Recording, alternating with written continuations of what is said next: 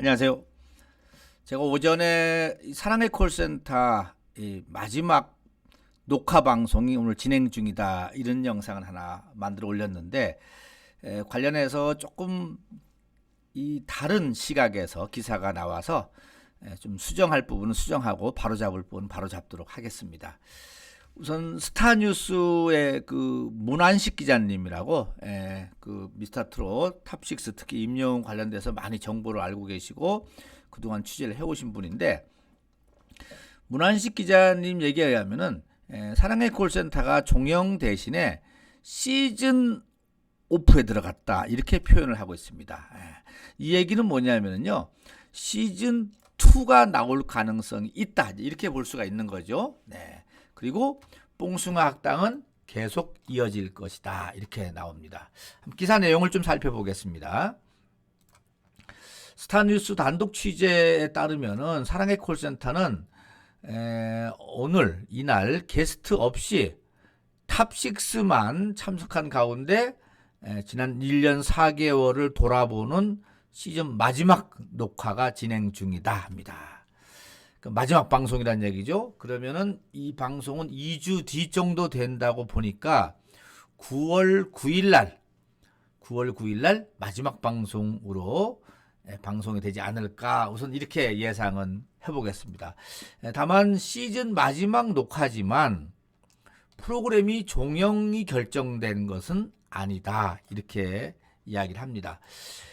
현재 사랑의 콜센터가 방송 중인 그 목요일 시간대에 TV조선이 새로운 오디션 프로그램 국민 가수를 편성할 것이 유력시 된다고 합니다.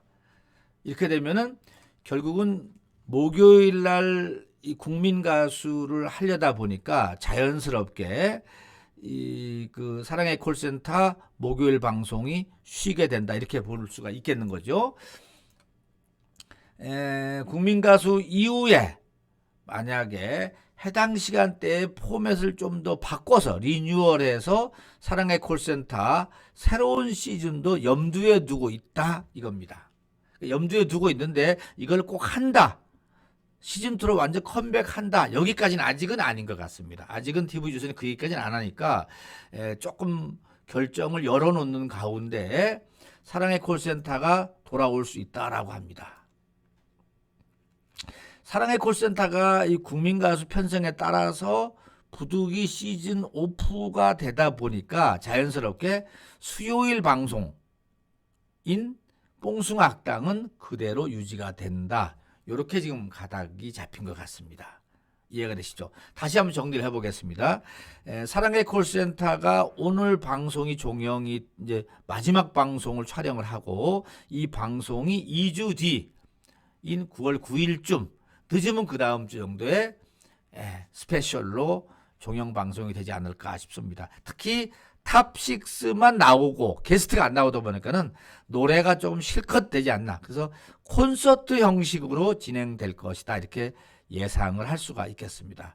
대신 뽕숭아 학당은 계속된다는 얘기고요. 내일은 국민 가수죠? 네, 볼까요?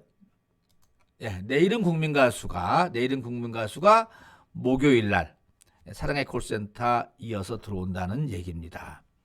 그러면 지금 내 딸 하자가 종영을 했죠. 내 딸 하자는 미스트롯 2의 방송이 끝난 다음에 이어받은 방송이긴 한데 시청률이 상당히 바닥을 헤맸습니다. 뭐 다른 종편 비교하면 그래도 잘 나온 편이죠. 5, 6%가 나왔지만은, 그러나 사랑의 콜센터 20%에 시작한 사랑의 콜센터나 또는 10%를 꾸준히 유지했던 뽕숭아 학당에 비하면은 떨어졌죠.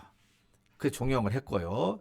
지금 20% 시작한 사랑의 콜센터 지금 최근에 한 13%까지 내려갔는데, 이 사랑의 콜센터를 만약에 지금 종영을 하고 국민 가수가 시작을 했을 때, 그럴 때 국민 가수가 과연 얼마만큼 시청률을 가져가느냐에 따라서 TV조선의 전체적인 변화가 오지 않을까 이렇게 생각이 됩니다. 사실 TV조선의 최근에 시청률이 쭉 끄집어 올린 거는 뭐 우리 다 아시다시피 미스터트롯 경연 2019년 12월부터 시작된 미스터트롯 경연이 3월까지 35.7이었죠. 네, 35.7%라는 경이적인 기록으로 이어지다 보니까 자연스럽게 사랑의 콜센터도 가장 대한민국이 좋아하는 방송으로 자리매김했고, 그 다음에 뽕숭아 학당도 자연스럽게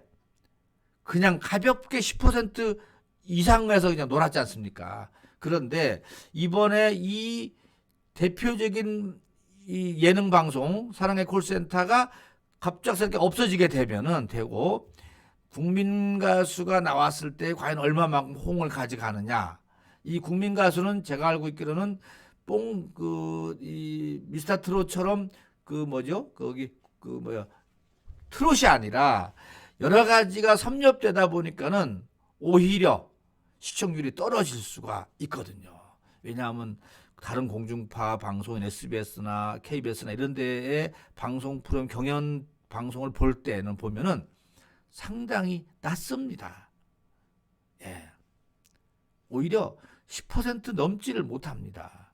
그래서 국민 가수가 어떤 성적을 내느냐에 따라서 제 생각으로는요. 따라서 사랑의 콜센터가 다시 컴백을 하느냐 마느냐가 결정되지 않을까 싶습니다. 만약에 국민 가수를 시작했는데 그 경연이 5%대에 머무르고 그 다음에 마지막 때 갔을 때 10% 정도로 좀 저조하다 이런 평가가 나오면은 저는 사랑의 콜센터 팀한테 TV조선이 SOS를 치겠죠. 이제 그때는 같은 동등한 입장에서 거래 관계, 계약 관계가 되기 때문에 임영웅님 입장에서나 탑식스 입장에서는 출연료를 자기 충분하게 준다면은 뭐 못 가라는 법도 없죠. 예. 거기 못 가라는 법도 없습니다. 출연료를 충분하게만 지불한다면 가는데 출연료를 아주 허접하게 저렴하게 책정해서 준다면 갈 이유가 없죠.